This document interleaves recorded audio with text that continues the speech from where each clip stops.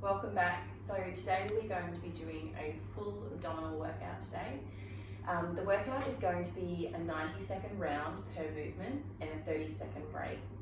If you are more advanced or you feel like you don't need as much break in between, I'm happy if you want to reduce that down to a 15-second break or a 20-second break, but they're 90-second blocks of work. So I've got two sections.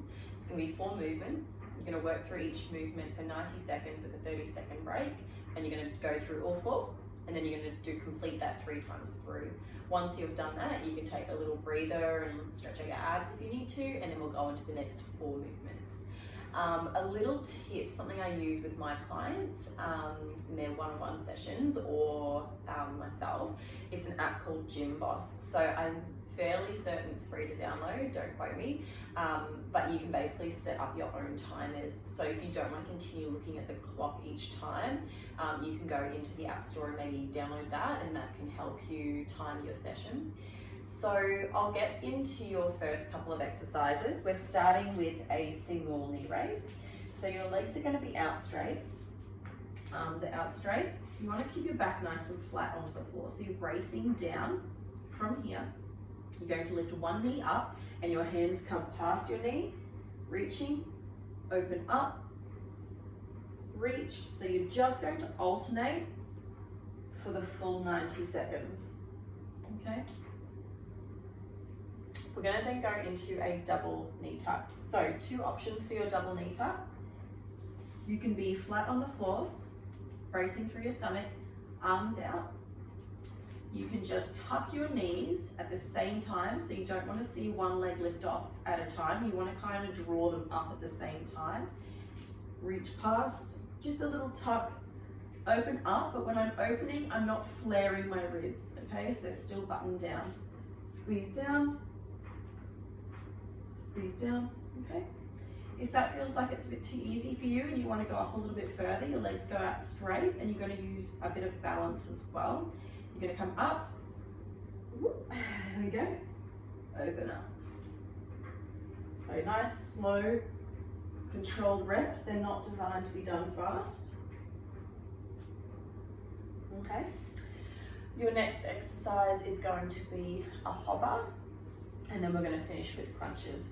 So with the hovers, if your neck does get sore, you can definitely hold your neck. Basically what they're going to be is your feet are in a tabletop position. Arms come down and you want to look down your body. You still want a small gap between your chin and your chest, but you want to look straight through your legs, and you're trying to just tap the floor, okay?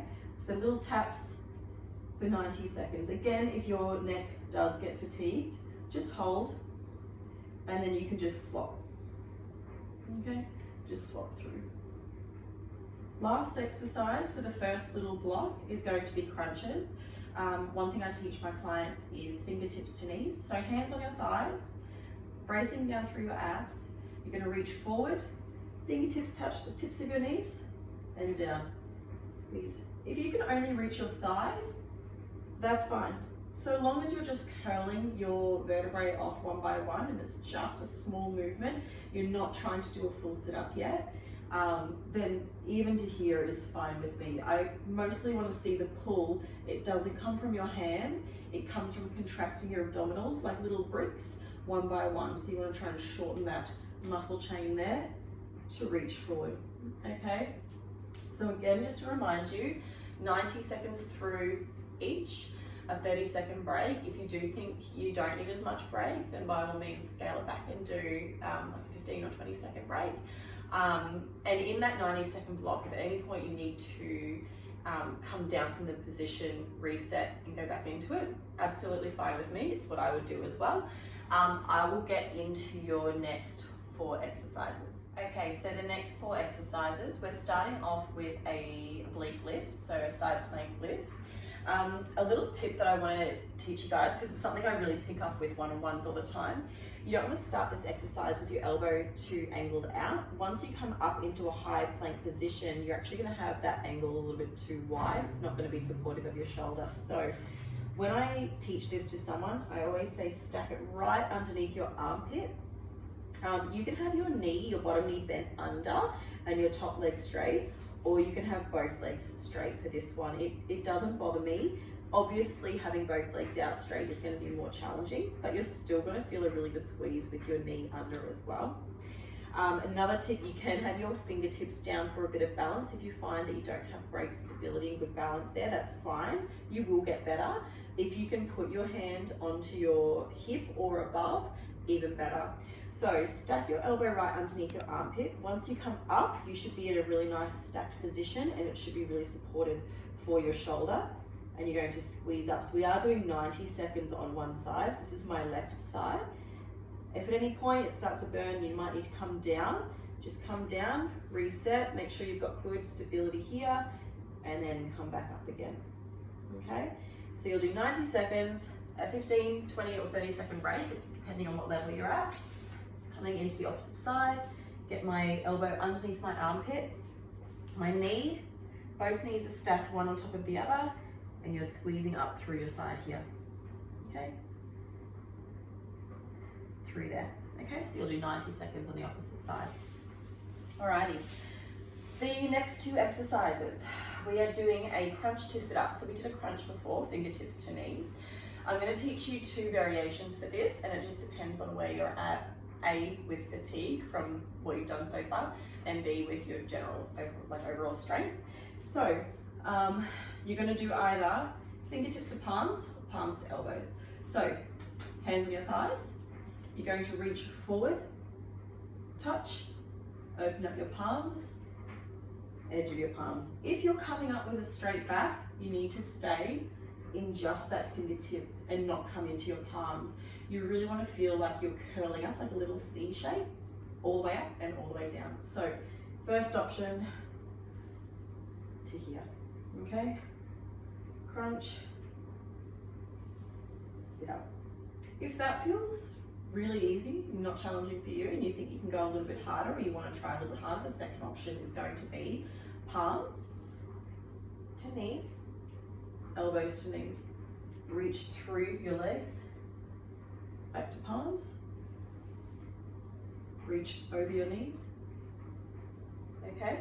So it's really up to you on what level you go at, and you can mix between the two.